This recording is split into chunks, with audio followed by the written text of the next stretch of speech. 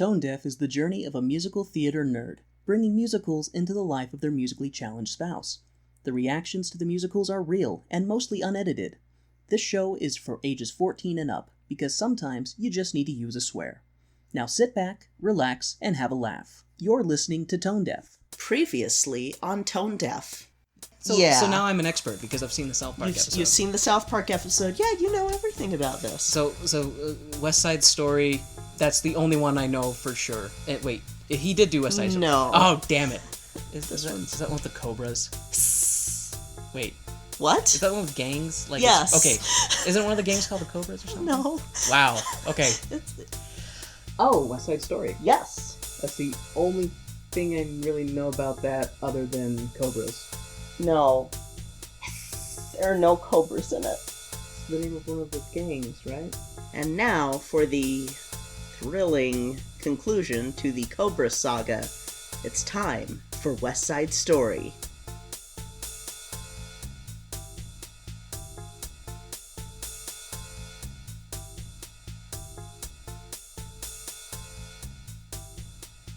Welcome to Tone Deaf, a theater nerd's guide for their musically challenged spouse.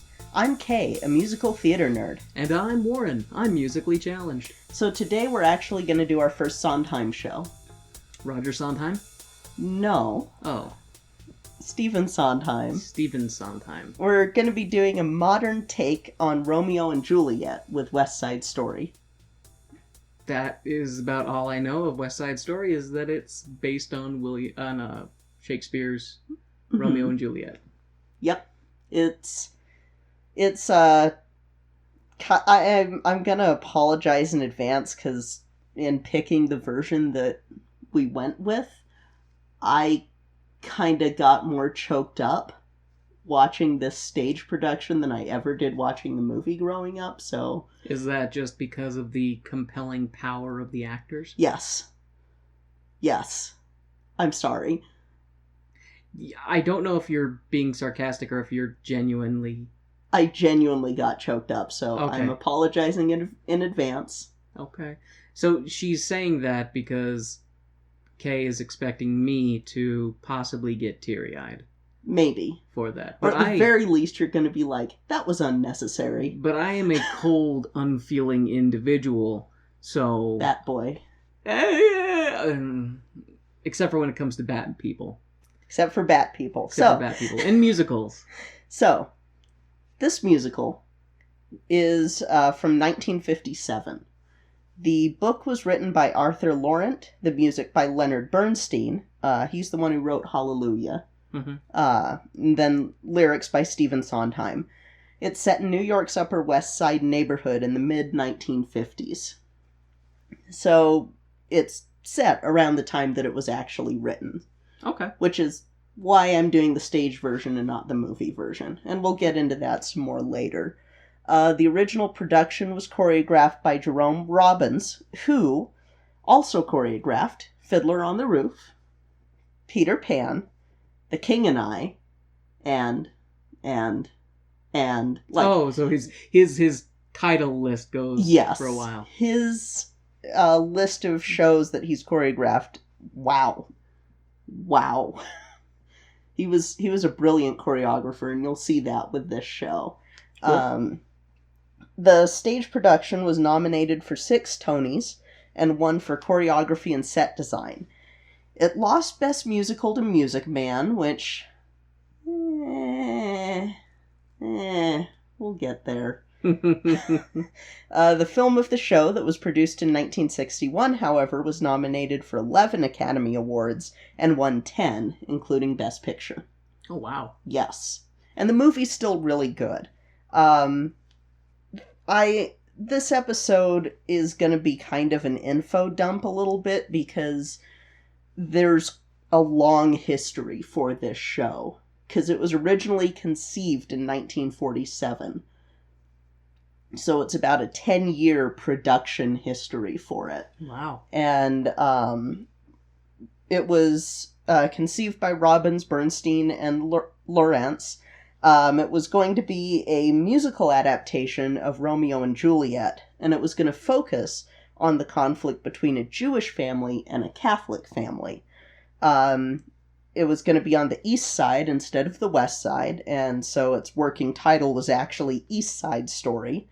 And it was going to focus on the anti-Semitism that the Jewish family received from the Catholic Jets, with the female lead being a Holocaust survivor. Oh, wow. Or being family of a Holocaust survivor, something like that. They were working on the script, and Lawrence finishes the first draft, and they realize that the play is basically this radio show called Abby's Irish Rose, which was about an Irish Catholic girl who falls in love with a Jewish man. So then they went, okay, we're shelving this for a little while. So they got through writing and they were like, dang, this already exists. Yep. Fast forward to 1955. So they start working on it again, and they'd been called to work on an adaptation of the novel Serenade. And so they weren't going to work on East Side / West Side Story yet, but this sort of sowed the seeds for it to get picked back up again, because Sondheim was grabbed to work on the lyrics for Serenade, and then there was a disagreement about his lyrics and stuff, and Serenade got shelved. So then, Lawrence was working on a remake, and he hooks back up with Bernstein, and they start talking about all these youth gangs and stuff that are starting to rise up in the 50s, and their thoughts turned back to East Side Story. And Bernstein suggests, how about we move it to LA and focus on the tensions there, because there were tensions between Mexican immigrant youths and white youths. But Lawrence said, no, let's stay in New York, and instead we'll focus on the tensions on the west side with Puerto Rican immigrants and white youths, because he was more familiar with that. So then they approach Comden and Green, who have done a lot of shows that we're going to be seeing, to write the lyrics, but instead Comden and Green decided to do Peter Pan. Interesting decision. Yeah, which we'll be watching that one too. It's a good show. I don't think that this show would have been the same if Comden and Green had done West Side Story, but they did grab Sondheim, and Sondheim was a little bit iffy at first, but then his mentor, Oscar Hammerstein, of Rodgers and Hammerstein, I apologize, by the way. I've got this throat tickle thing going on, so my voice might cut in and out. Yeah, me too, a little bit. Yeah. So after he was urged by Hammerstein, Sondheim accepted the job of lyricist. And so they were able to start working on the show, keeping it pretty close to Romeo and Juliet. However, they did remove a lot of stuff from the source material, so they don't have a Rosalind character, which, if you remember from Romeo and Juliet, that's the girl who Romeo was in love with before he met Juliet, and she spurned him.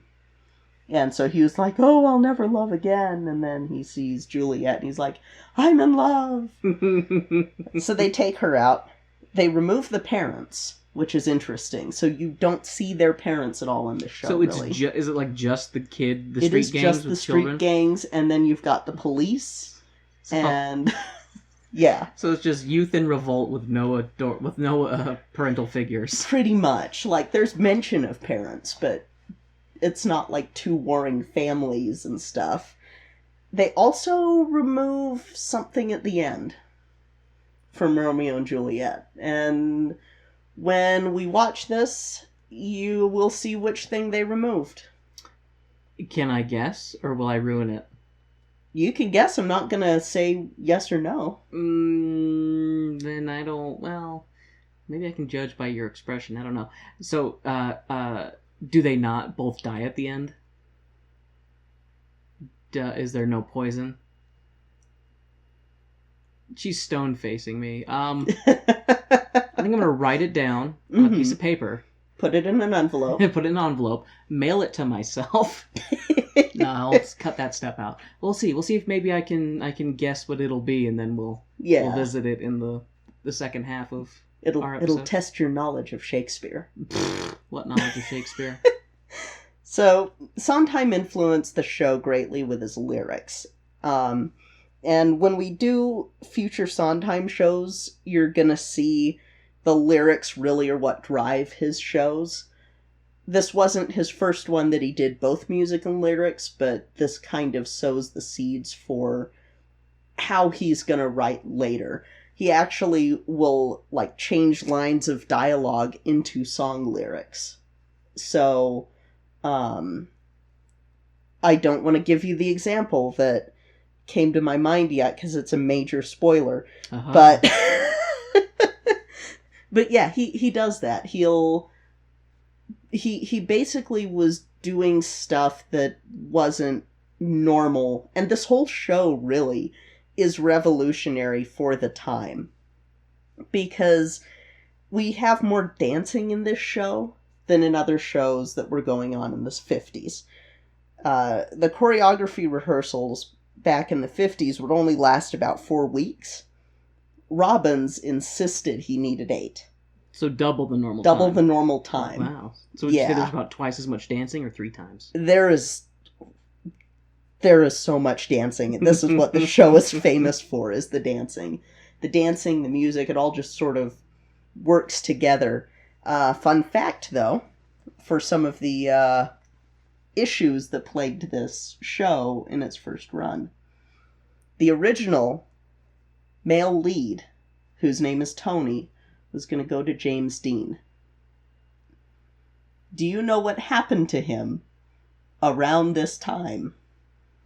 Did he die in a car wreck? Yes. So that, just, nope, no James Dean. So I'm actually going to read a quote from Bernstein talking about all of the issues that went on with getting this show going. So, everyone told us that West Side Story was an impossible project, and we were told no one was going to be able to sing augmented fourths, as with Maria. Wow, that hurt. Also, they said the score was too rangy for pop music. Besides, who wants to see a show in which the first act curtain comes down on 2 dead bodies lying on the stage? Then we had the really tough problem of casting it, because the characters had to be able to not only sing, but dance and act and be taken for teenagers. Ultimately, some of the cast were teenagers, some were 21, some were 30 but looked 16. Some were wonderful singers but couldn't dance very well, or vice versa, and if they could do both, they couldn't act. Because oftentimes, and when we do 42nd Street, you'll see, and I believe Chorus Line too, the idea of a triple threat didn't used to be a major thing. You'd have your actors, you'd have your dancers, you'd have your singers. You might have an actor who could sing, or a dancer who could sing, or an actor who could dance, or a singer who could dance, but you wouldn't get all 3. So, no triple threats. During the rehearsal process, the Jets and the Sharks were actually kept apart, and they were reminded of the gang violence that was sort of going on around the area in New York at the time. They would put up news clippings on the pin boards and stuff up there, because Robbins wanted this show to be realistic. This was also realistic down to the costuming, because the actors were wearing contemporary street clothes for the time. So, the most scandalous thing ever, jeans and sneakers. Those troublemakers. Those troublemaking kids.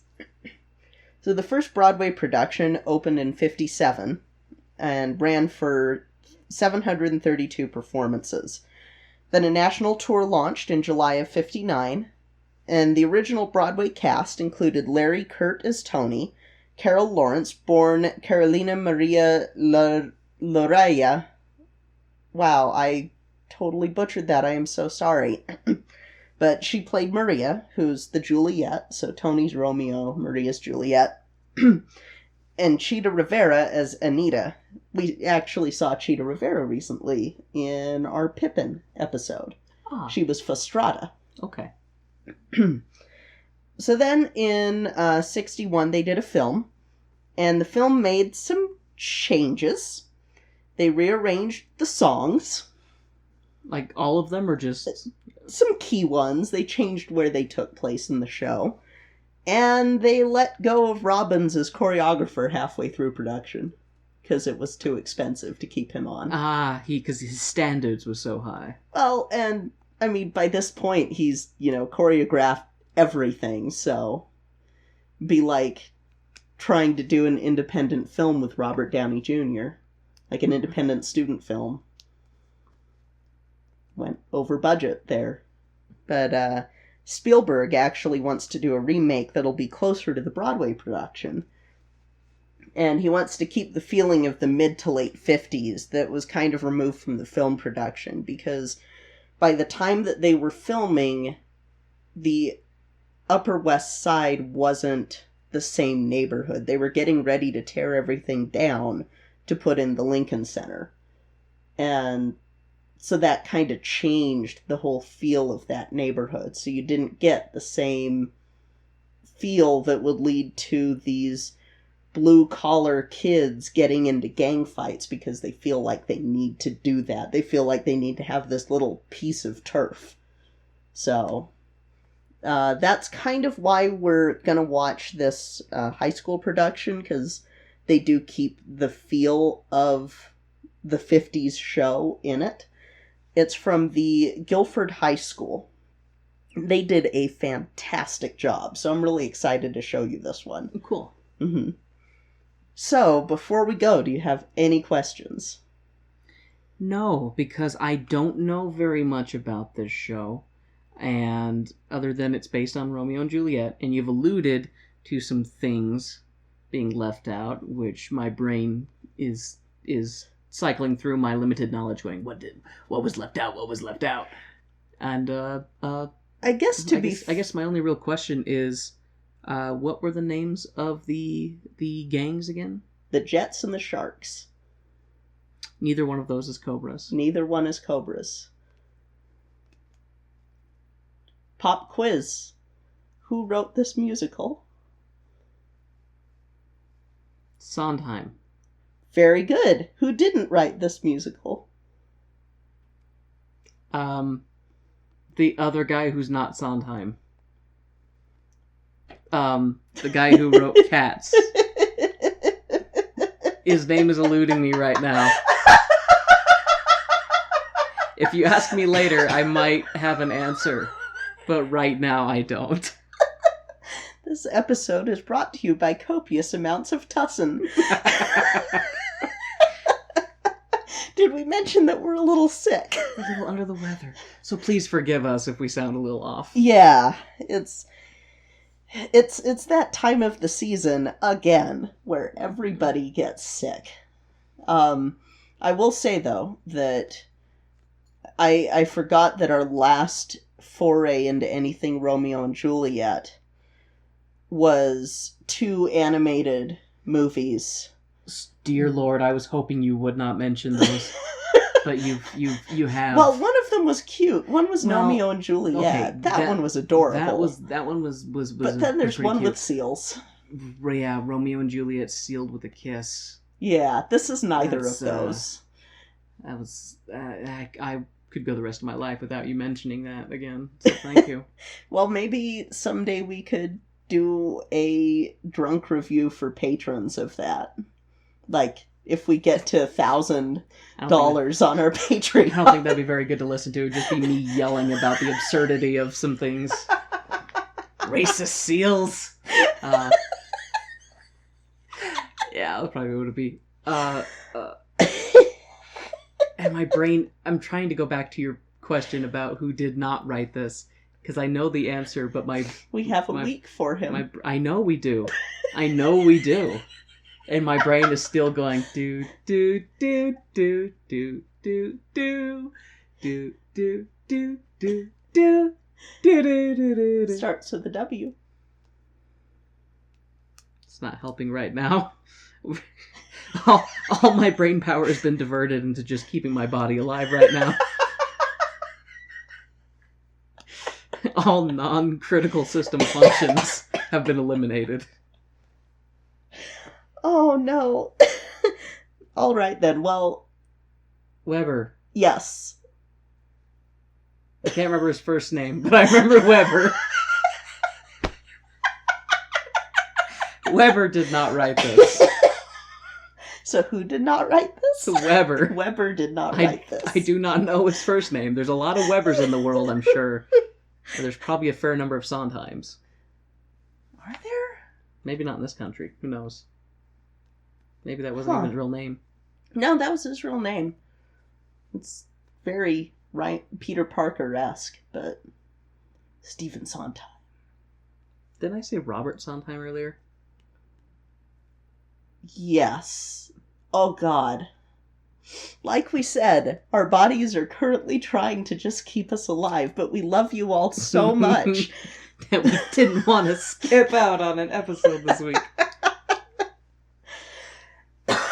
So, let's take a brief intermission and try to survive and watch West Side Story.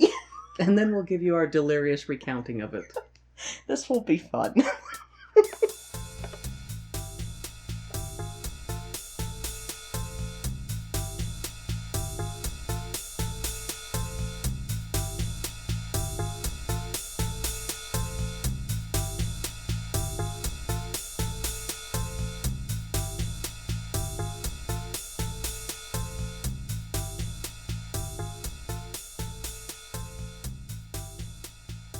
All right, Warren. It's time for the best part of every intermission. Getting snacks that we can't bring back into the theater? Even better. Now that the lights are back up, we can look into the playbill. This week we have some exciting news with our Patreon sponsors. Our alpha sponsor, Jasmine Wu, is now joined by Bianucci. We have 2 sponsors, Kay. Sweet. This is super exciting. I can't believe that we have 2 sponsors already on our show, and thank you guys so much for contributing to our show. We greatly, truly appreciate it, and we can't thank you enough. Thank you truly from the bottom of our hearts. Seriously, guys, thank you so much. And here's a message from one of our favorite podcasts called History on Blast.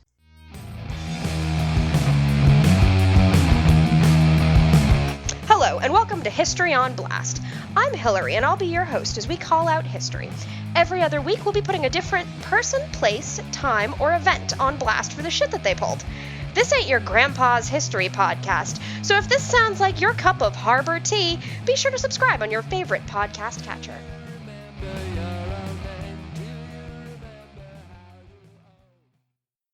And now, the lights are going down and the music is starting back up, so let's hop into the second act of the show.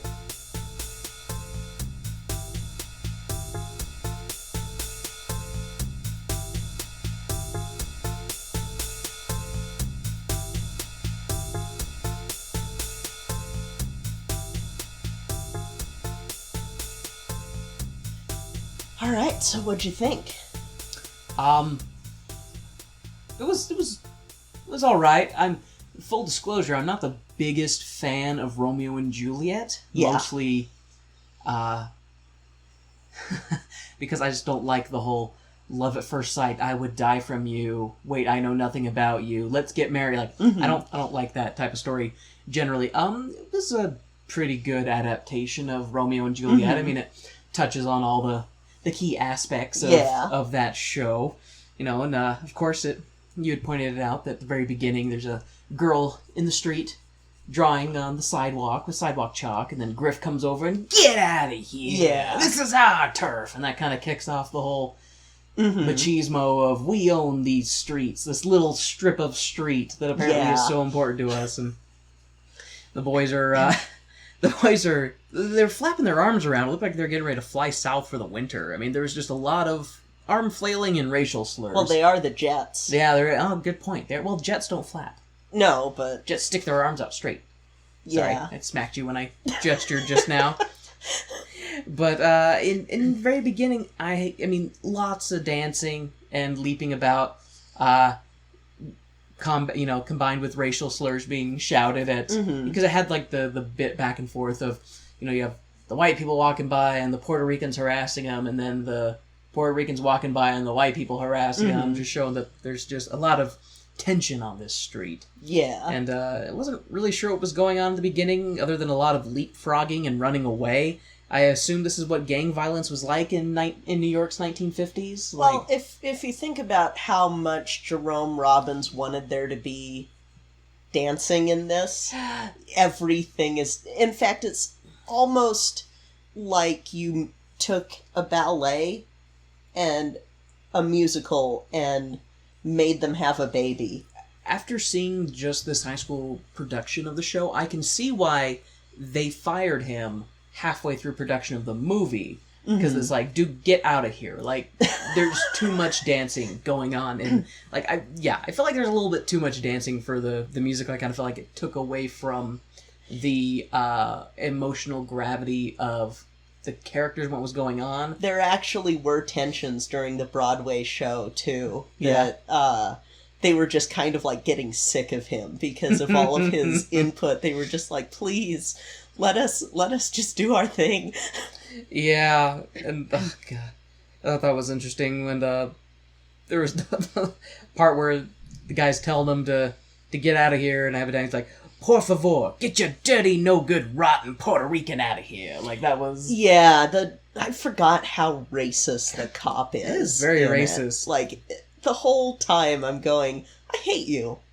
I have a note in here somewhere about him, but we're not there yet. And then I thought it was interesting when the Jets were doing their lineup, and they're like, Jets, we're Jets men, Ace men, Rocket man. I'm like, Little Bullet, Big Missile, Slingshot, and other names. I mean, those seem like just as valid of gang names as anything else. And then I thought it was funny, their exclusion. Goyles can't be in this gang. We're the He-Man Woman Haters Club. Oh, wait, wrong show. It's Little Rascals, but may as well. And then it's like, we ain't making nice with no PRs. Yeah.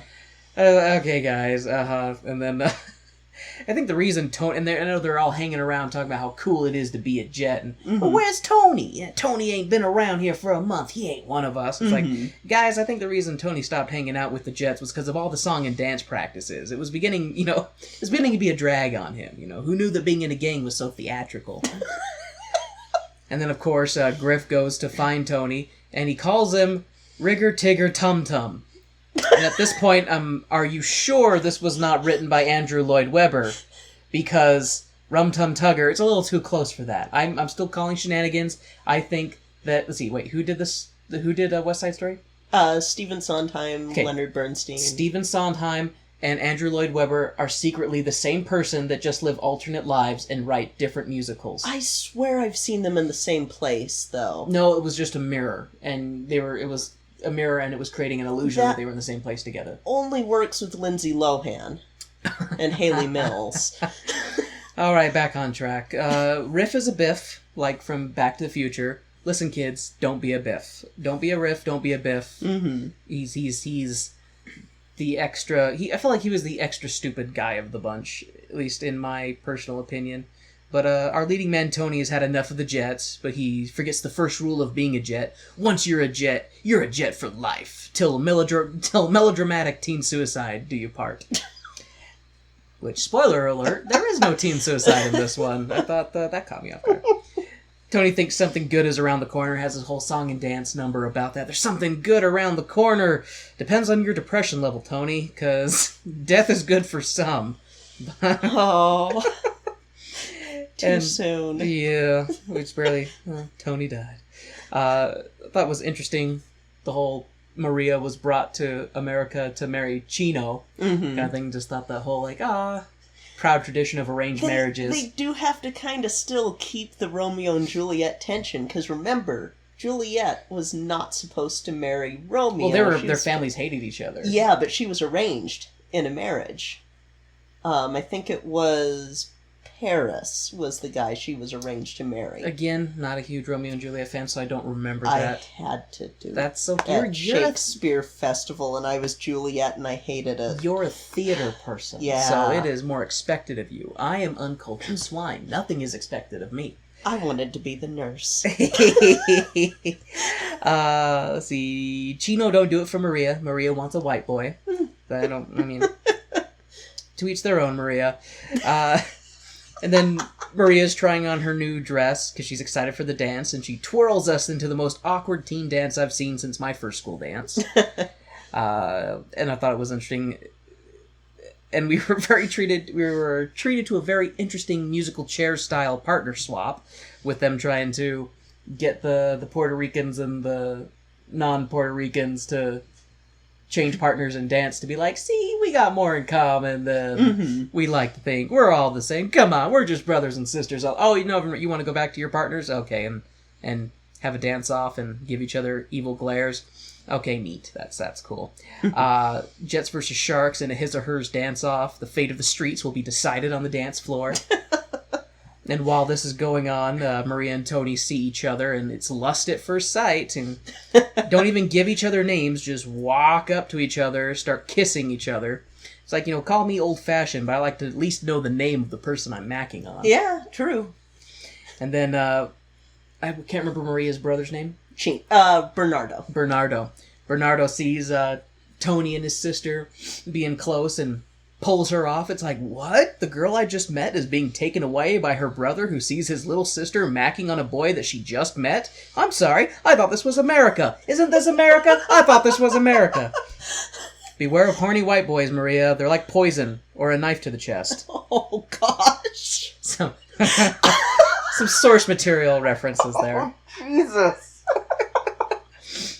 Oh, and then it's like, then Tony sneaks off to Maria's house after she gets taken back, and it's Maria. That's where he does the whole Julia is like I guess in the traditional stuff that would be the whole him outside of the balcony where she goes, Romeo, wherefore art thou, Romeo? And that's when he comes out and he's like, I am here. Yeah. But that was interesting. He's like, I want to see you again. I want to meet you again. She's like, okay, come to I work at the bridal shop. Come there. Use the back door after dark. And I was like, dang, Maria, you just met Tony, and already you're telling him to come to the back door at sundown at a bridal shop, no less? Different times, I guess. I knew that was going to happen.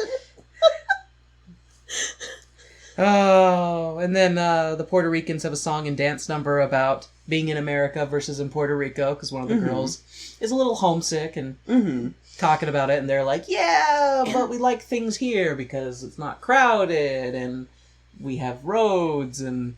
What's interesting, too, is that, if I remember right, in the movie and in some stage productions, it's the girls versus the guys. So the guys are saying, that they miss home, and the girls are going, well, no, I want to be in America. And I'll say, yeah, to be fair, even in the 1950s, it was probably better for women in America than I would say in Puerto Rico. Me saying I don't know anything about Puerto Rico in the 1950s. 100% sure. I just know that this is, the time that America decided, hey, we're going to make this a territory, but we're not going to actually give proper representation or take care of you when I'm sorry, I don't want to get on a soapbox on why I'm still really angry that there is still power out in Puerto Rico. It's been... They want the land and the resources, but none of the responsibility of taking care of the place. God. But I love how after the whole song and dance number with the Puerto Ricans, it cuts to the Jets being at their hideout with Doc. Is it like a soda shop that they're hanging out at? Yes, they're at a soda shop. Okay. Soda shop, drugstore, because they were kind of the same thing in the 50s. And I guess pharmacy too, because they call him Doc.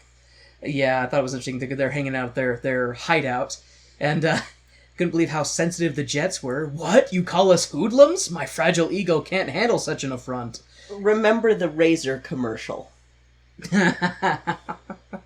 It didn't surprise me at all. I guess that's true. How dare you insult my masculinity? I'm a cool 1950s gangster boy.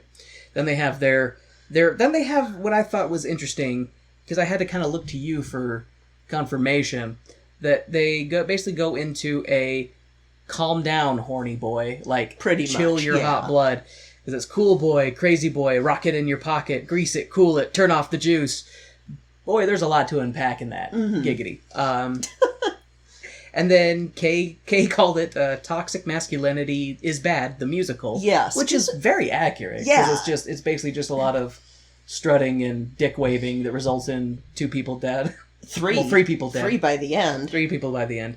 And then it's like, see, this is why community service and after-school programs are so important to keep the youth of yesteryear out of trouble. Mm-hmm.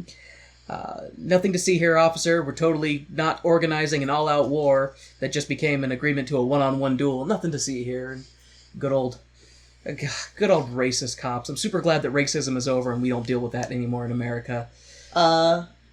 Next note. And then I don't know if Tony actually went through the back door or not, because Maria... No, I think he just went through the front door being all brazen. The front door. Yeah, because Maria was talking to Anita, and then Tony just comes in, and she's like, what's this white boy doing here? What's kind of interesting is the way he does that. It's like... It reminds me of the Popeyes incident. He had the privilege of just like, oh, well, I'll go in and be fine. So Kay is referring to me walking behind the counter at a Popeyes restaurant to grab another sauce because the lady was busy and also didn't really seem to care about taking care of her customers. And Kay starts laughing, and it wasn't until we got out that I realized, oh, yeah, I guess that was a... You would have been fine doing it. Little moment if there I had of... done it. Yeah, double standards type of thing. So I think that's kind of for being done in the 50s, the show has some woke moments there, because they do have some moments where it's like, Tony doesn't realize he has this privilege. I think the other thing with Tony, too, is he is wearing his quote-unquote love armor. Yes. And he feels invincible, and he's like, oh...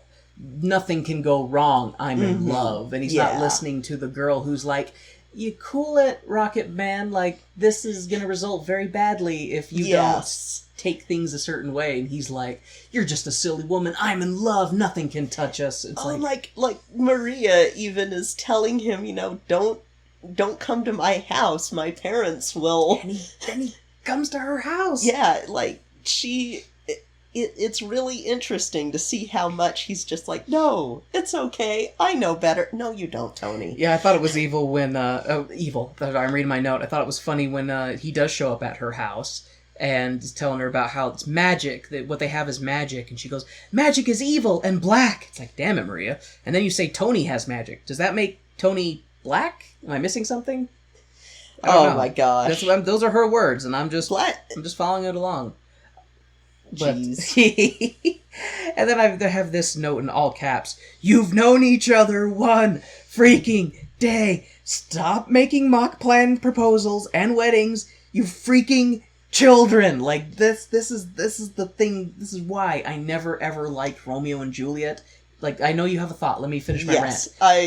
This is why I never liked Romeo and Juliet, is because it's like, anybody who falls that hard that quickly and then makes those big of decisions, like, over the span of a couple... Like, no, you idiots. So that's the other reason I chose this one, is because everybody looks older in the movie version of West Side Story. No one looks like the kids they're supposed to be. It doesn't matter, though. It doesn't matter. You could be in your like, 30s. If you meet somebody and day one it's like, oh, we're going to get married, let's do this mock proposal. I'm like, We do live in Utah. No. We were The fastest I heard of anybody getting married in Utah after only knowing each other for a brief period of time was 3 weeks. Which is still longer than these two. Good lord, yeah. So... But yeah, no, it does kind of... It feels more authentic when you're seeing it as younger people doing this. It's kind of the same reason, like, with the Ender's Game movie, where it didn't quite have the same impact because they had all these older actors older kids playing... versus 6-year-olds. Yeah, 6-year-olds. So it sort of changes the feel of it. It's definitely true. Because otherwise you would have been watching a bunch of 40-year-olds and 30-year-olds pretending to be teenagers. And I mean, that's just like most of the primetime dramas that you have every now and then. Teenagers don't look like teenagers on TV. You gotta use adults. It always makes me laugh of... sorry, a bit of a tangent. It always makes me laugh of... There's a Family Guy reference that Peter says when he's talking to Luke Perry, and he goes, come on, Luke, you know what it's like to be a teenager. You've been playing one for 30 years. But, and then after... I don't know if that song between the two of them, because there's a part where it cuts to them in bed, in her bed. That's later. Okay, but I wasn't sure because I don't remember them parting after he does the whole "It's magic between us" or not, or if he stays. So the "It's magic between us" happens in the bridal shop. It does? I thought that happened when he went to her room. No, he goes to her room after the bit that we're getting to. Okay. So after the bridal shop, when she says that he's black and evil, we go back to the Jets' hideout where they have their pre-battle song, "The Rumble is Coming," and and they have their argument with, "Yo, you started. No, you started. No, you started. Well, we're gonna end it." And too much overlap. Like there was too much going on a bit in that scene because it's like, "You'll be there, right? Tonight, rumble, rumble." This musical is giving me anxiety. I feel like this shows what started that trend. Where there's like overlapping different parts of songs going on in the same... I haven't seen it used quite so much in shows earlier than West Side Story, and I could be wrong, but I think this show is kind of what started that. And this show started a lot of things. When we do Urinetown, then the whole Keep It Cool song, they completely snag from that for this show. Like, this show influenced so many other shows, and I think that that's another influencer. Yeah, and then after the anxiety-inducing, multi-layered, 5-layer burrito of a song that is that part, they go to... It's Under the Highway, right? That's where they're going to have their showdown. And I have it in there. He's like, "Gringo, I heard that. I don't like that word." I used to get called Gringo, and so I heard that, and I was just like, flashbacks. And then when they're like getting ready to shake before the fight, is it Alberto? Bernardo, sorry. Bernardo is like, "I don't have drinks with people I don't like. I don't shake hands with people I don't trust." It's like, dude, you already shook hands. Just shake the man's hand already. I thought that part was a little contradicting, but... And then, they brawl initially. Tony comes in to try and keep him from fighting, and things get extra heated, and then Bernardo and Riff pulls out a knife, and they have themselves a little knife duel, and then there's the chant from the other guys. "Stick the..." Yeah, that was... I was like, well, I mean, if you hate someone enough to kill them, you know. It was one of those things where I was just like, ugh. Yeah. No. Yay for racial slurs. And then... you're gonna hate Ragtime. Oh, I'm sure I am. And then Tony stops Riff from stabbing him, and then that gets Riff stabbed, and Riff dies, and then Tony freaks out and stabs, Bernardo. And, to be fair, in an intense moment like that, if someone stabbed my best friend, I'd probably stab them. So, just putting that out there. But then it's like, you see what happens when you think with your dick, Tony? People die. Didn't you hear the previous song? Cool it. Turn off your juice. But no, he didn't turn off his juice, he didn't cool it, and now 2 people are dead. See, and 2 stabbings and a brawl closes out Act 1, and we open up with a girls' slumber party / makeover party. And that's where we get to hear, I did not know that I Feel Pretty was from West Side Story.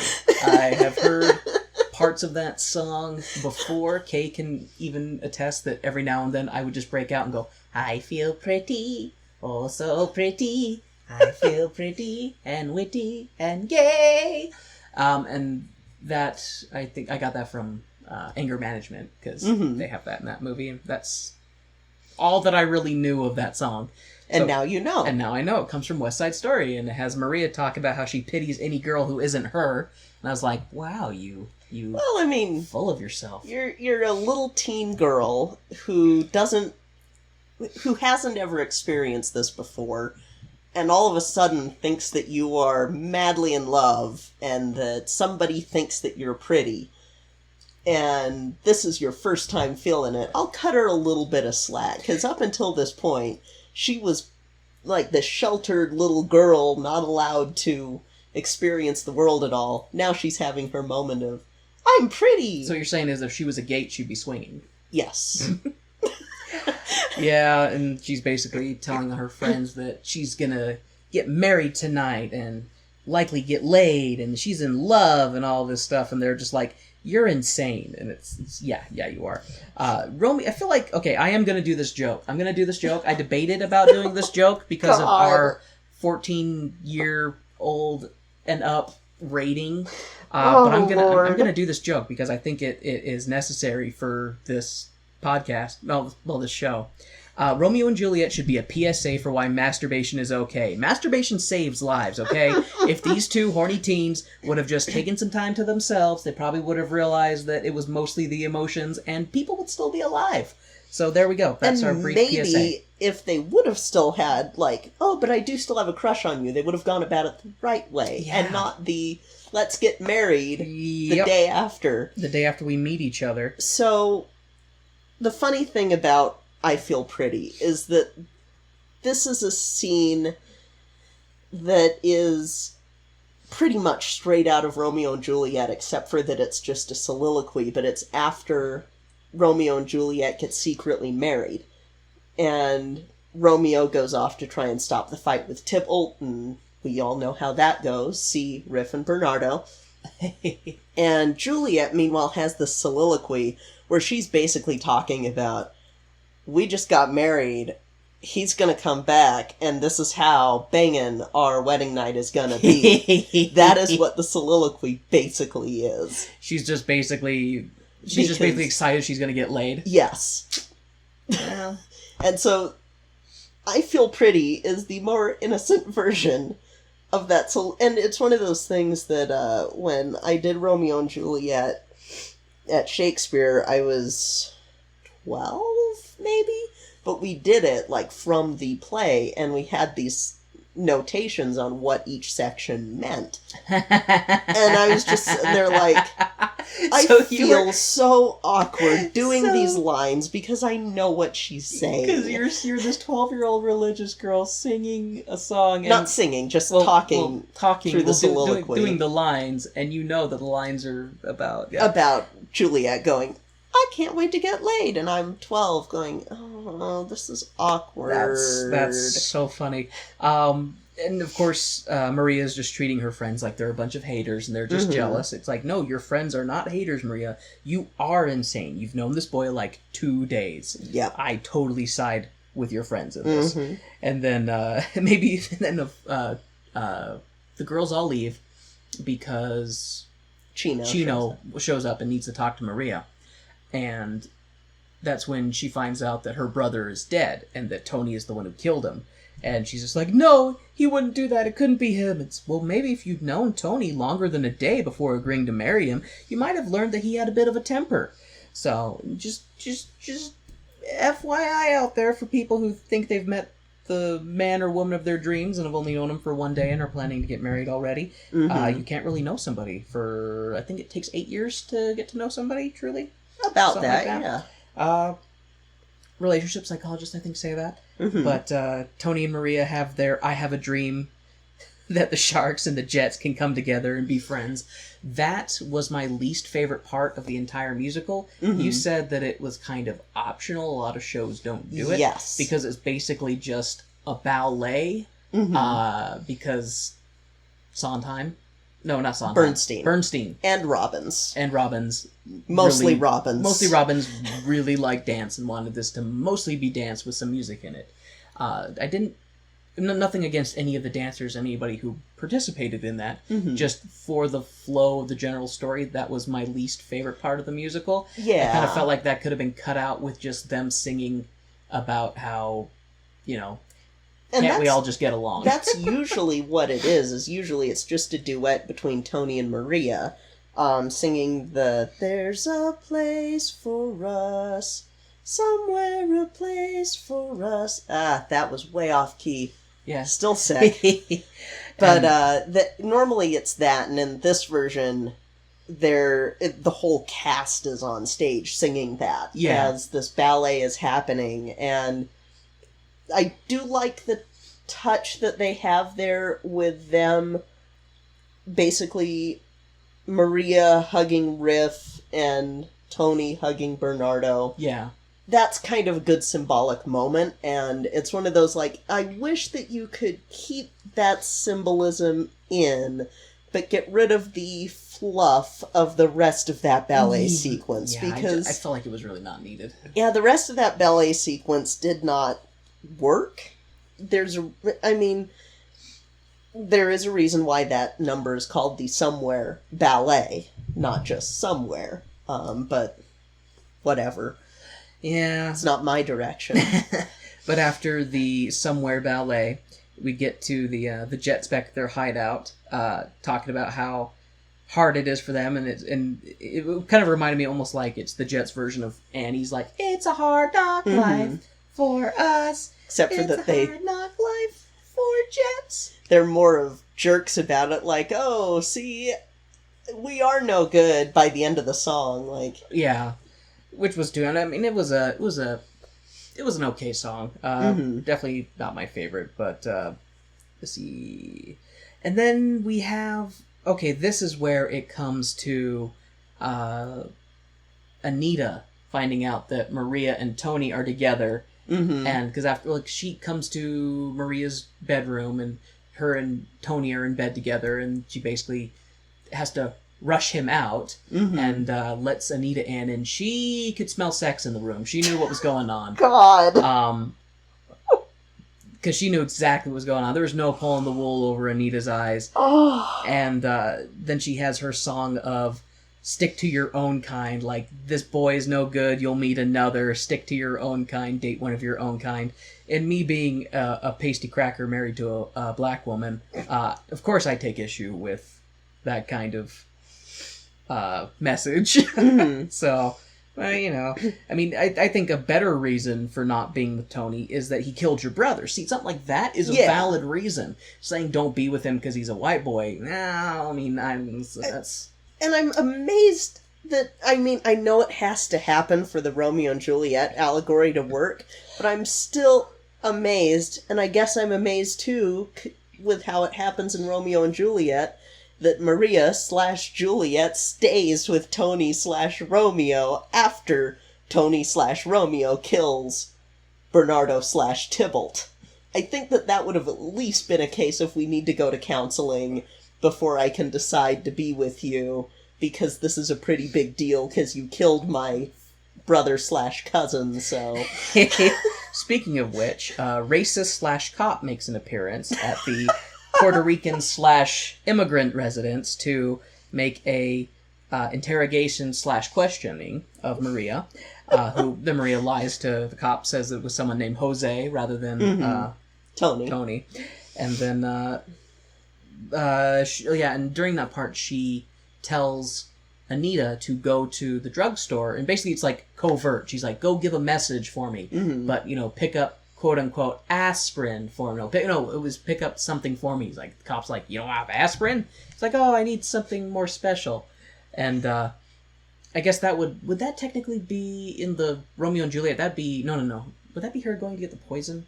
That would actually be her working with Friar Lawrence, where she's like, okay, we're going to fake my death, and then... Yeah. Friar Lawrence was going to get a message sent to Romeo, who's been banished, saying, she's not dead, cool it, turn off your juice. Yeah. Come meet here at the tomb, and I will help get you out. Yeah. And then the friar who he sent with the message gets stuck because of a plague. Yeah. So, but in this version of it, Maria sends Anita to Doc's to leave a message for Tony, and on the way she gets harassed by the Jets, who turn out to be a bunch of almost rapists. That immediately made me not have any sympathy. Like when they were kind of razzing her at first, I was like, okay, I can kind of expect that a little bit, but I expected them to move and let her go talk to Doc. I didn't expect them to hold her down and prepare to rape her until Doc busted in to be like, what is the matter with you, bunch of chuckleheads, you idiots, how many times do I have to tell you to stop doing this? And when I first saw this, I was surprised by it too. True. And I was Is that 13? in the movie? Yes. No. I believe it is in the movie, because there is that catalyst for Anita to say what she says. And of course, because of the Jets doing that to her, Anita says, leave a message for Tony, tell him that Maria is dead, that Chico found out about the two of them and shot her, which was not the message at all. But granted that, if I had just almost been raped, I'd probably be a little upset about it too. It would be a case of like, okay, that's it, I'm making the choice. I did like her line that she said, if I saw any of you bleeding in the street, I would walk around you and spit on you, kind of thing. And then one of the guys was like, gonna come at her like, how dare you say that after we almost rape you? It's like, moron. Yeah. But it's like, oh, that you found that offensive. Oh. But, of course, Anita saying that Maria is dead, that snowballs things, and, you know how the story goes. It's Romeo and Juliet, for crying out loud. And, of course, Tony shows up to get money from Doc so that he and Maria can basically escape to their new life. And Doc tells him, don't worry about paying me back. And he's like, I'll pay you back. Everything's going to be great. And Doc breaks the news to him that Maria has been killed. And Tony, understandably so, even if he's only known the girl for a couple days, he basically gets suicidal. He wants to die. His love is dead and he wants to join her. So he goes around the streets calling for Chico. Come kill me, Chico. Come kill me. Chino. Not Chico. Sorry. Chino. Come kill me, Chino. And I can't remember the name, but what was the name of the girl who tries to stop him? Anybody's shows up and he tells her, you're a girl, get out of here, go be a girl, kind of thing. And which I was okay. But and then he sees Maria and he's, of course, excited she's not dead, and they rush to embrace and he gets shot. Yep. He gets shot in the gut. And then we have this very powerful scene of Maria holding Tony as he's dying, and they're kind of singing their last song together, and then he dies, and Maria picks up the gun that Chino dropped. And I thought that she was gonna turn it on herself. I thought for sure, I was like, because Romeo and Juliet, she kills herself, she stabs herself. And I thought for sure she's gonna turn the gun on herself, but then she has this very heartfelt moment where she's like, how many of you can I kill and still have a bullet for myself? Like, how do I how do I use this gun, Chino? How do I take a life, kind of thing? And she basically just tears into all of them for being stupid, saying that they all killed Tony. They were all responsible for Tony's death. Bernardo. And Riff. Yeah, she basically lays the blame at all their feet because it was all of their faults. And then she drops the gun. No, I can't remember. Does she drop the gun or hand it to the cop? She gives it to the cop. She gives it to the racist/cop, and then goes over and weeps over Tony's body. And the cop just stands there holding a gun like he's never seen one before. And then guys from both sides of the gangs come in and pick Tony up, and they kind of do this funeral parade a bit as they just kind of leave. And the cop's still sitting there holding the gun as we have the girl from the beginning of the show come back out to the street and start drawing with chalk to kind of symbolize there's no more gang violence in this street, and it's gone back to being a peaceful street where children can draw on the sidewalk, and that's where it ends. And I don't know. Honestly, I kind of think I would have liked it more if Maria would have killed herself. Like, she could have given her whole big thing at the end, and then just like I don't know. Then again, I'm projecting. I'm putting myself in Maria's shoes, and I probably would have just gone and laid over on your body and just blown my brains out. See, and that's the thing is, like, I sit there and I go, well, it's a really powerful ending. It is a very powerful ending. Because instead of Juliet killing herself, you've got Maria wanting to, and then like, no, I'm gonna move on. And if I remember right, in the stage direction... It's a lot easier to do that when you've known someone for 2 days! True. But I think in the stage direction... That peaked really loud. It's okay. I can edit it. But in the stage direction, if I remember right, they even say that she has to look forward determined, like, it's not... Yes, she's sad, but she has to keep going for Tony. Like... in his, not in his name, but kind of in his name. It's more of a hopeful ending than what I feel Romeo and Juliet has, because this is more of a broader society thing rather than Yeah. these two powerful families Yeah, who are like... Exactly, these two powerful families that are having a pissing match with one another versus... Yeah, because that's very different, because these two different groups are... Because the cop is basically saying that they're both scum. It's like, you're both scum. I can't remember, what does he call the white piece? Says tin hoof? Well, because all the white kids are descendants of immigrants, so they're first generation. Well, we're all descendants of immigrants, but he calls them like he calls them like scum of the tiff hoofs or something that they Yeah, I can't remember what it was, but yeah, he basically... They call the tin hoof scum they immigrated from is what he says to them. Yeah. That's one of those things I want to look at the cop and be like, yeah, when did your parents get here? Like, this is America in the 1950s. You probably haven't been here longer than 2 or 3 generations. Yeah. And, you know, if we want to go way back... Exactly. So I get really annoyed with that anti-immigration shit. Just... Yeah, same. Obs. But, yeah, it's definitely a more powerful story, in my opinion, this way than in Romeo and Juliet proper. I would agree with that. I would absolutely agree with that. It sucks that you have to do it with a one-day romance, but... Well, I definitely would say... So my criticisms for the show, too much dancing. Yeah. Too much dancing by far. Better than Romeo and Juliet. I would say it's better than Romeo and Juliet, just given that, kind of like you're talking about, it's dealing with discrimination issues versus two powerful families, two rich families that are fighting each other. So I thought that was a better kind of scenario to play this story out in. And yeah, I mean, that's kind of it, because I mean, it is Romeo and Juliet. So, yeah. I mean, you take Romeo and Juliet, you put it in 1950s New York, West Side, it's still the same story with a few differences, and yeah, I mean, I liked it. A lower body count. A lower body count, that's absolutely true. Because original Romeo and Juliet, you have Romeo, Juliet, Tybalt, Paris, Mercutio, Lady Montague dies, so that's 6. This show only had 3. They cut it down by half. Yeah. See? It's modernized. It's very modernized. But yeah, I mean, it was entertaining show. Then again, it's like, I guess I don't have as much... I had a lot of notes on it, maybe making up for last week when I didn't take very many. But I don't have as much to say on this one, just because it is Romeo and Juliet. If you know Romeo and Juliet, you kind of know the story. This is better. This is better than Romeo and Juliet.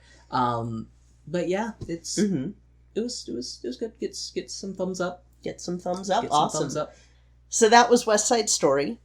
Next week, I kind of want to do a show that has a really special place in my heart because it was my bisexual awakening. I have not talked about this one very much. Okay, then I should not be racking my brain. I will just smash the P. What show is it? We will be watching Peter Pan. Oh, okay. Yes. Okay.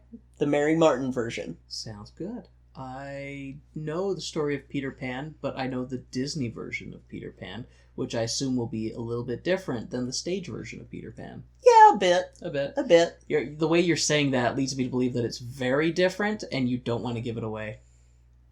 I like it better. And not just because of Mary Martin. Oh, fair enough. So people can look forward next week to Peter Pan. Yay! Yay! Thank you so much for listening. We truly hope you enjoyed this.